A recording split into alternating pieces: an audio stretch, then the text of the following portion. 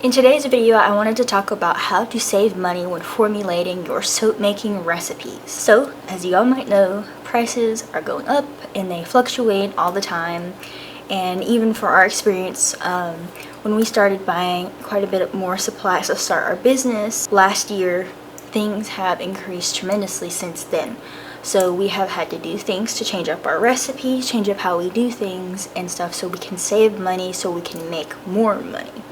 So I wanted to give my top 3 tips on things to do to help formulate your recipe so that you can save money so that in the end you will make more money. The first thing is to do with cocoa butter. Now, if you are in any soap making community or something like that, you will know that cocoa butter is skyrocketing, and it is not something that, I guess, unless you sell a lot of it, then you're not going to be making a whole lot of money.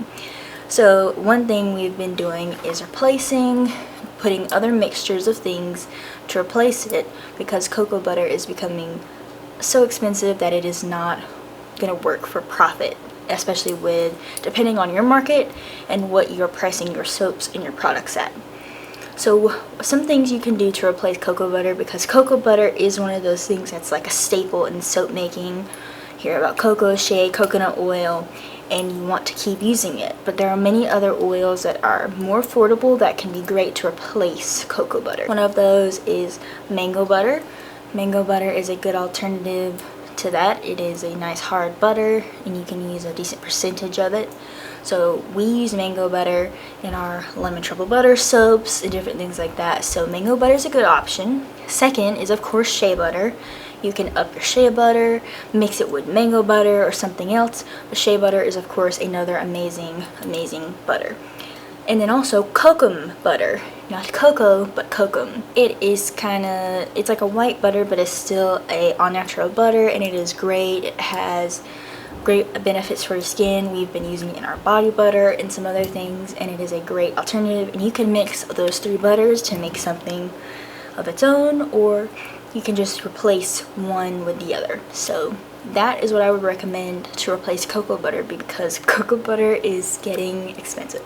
Next, another oil that is getting expensive in the soap making community is olive oil. Olive oil is also another big oil in soaps. So if you don't want to replace it, you could use olive oil pumice. Olive oil pumice is a little bit cheaper than olive oil if you still want something olive oil. But also you can replace it or replace part of it with something like rice bran.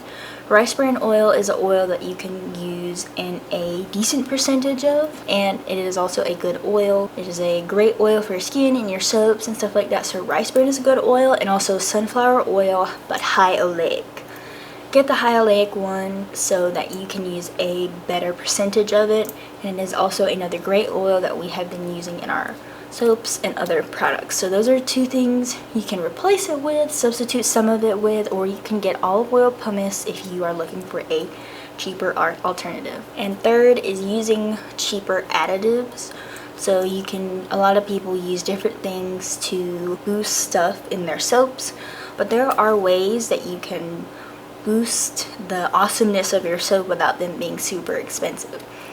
One is things that you can easily grab at your grocery store: sugar and salt. So instead of buying a bunch of different things to make your bubbles good in soap, just make a sugar solution from an all-natural sugar and use that to make bubbles. Or castor oil is a fairly cheap oil, and you don't use a high percentage of it, so a little goes a long way, and it is also great for bubbles. So use castor oil. Sugar will help with bubbles.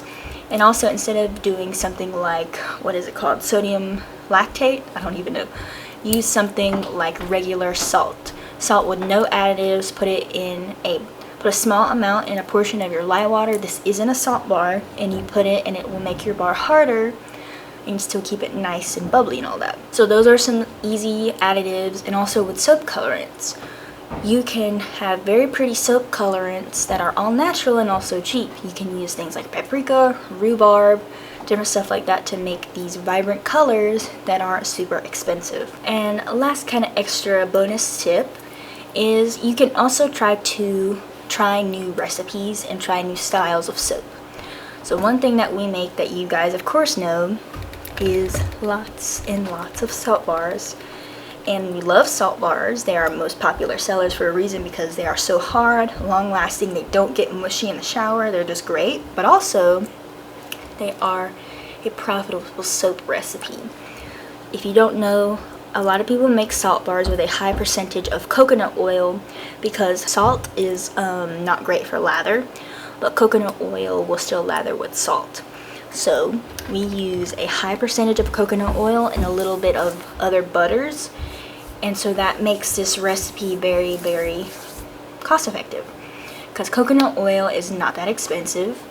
You buy it in bulk and do stuff, and you can save even more money. You add a little bit extra oomph with some butters or some infusions, and then add the salt and some sugar for some extra bubbles, and it is going to be a great soap without having so many expensive ingredients in it. Those are my top 3/4 tips on how to make cheap and profitable soap recipes, so that you can sell your soap and make more money, so that you will have a successful soap business, or so that you can make soap at your house and you cannot drain so much of your bank account with that. So yeah, I hope you enjoyed this video, and if you did, make sure to like and subscribe. Comment down below any video ideas you have, or any suggestions or comments you have to ask me. And yeah, thank you guys for watching. I'll see you next time.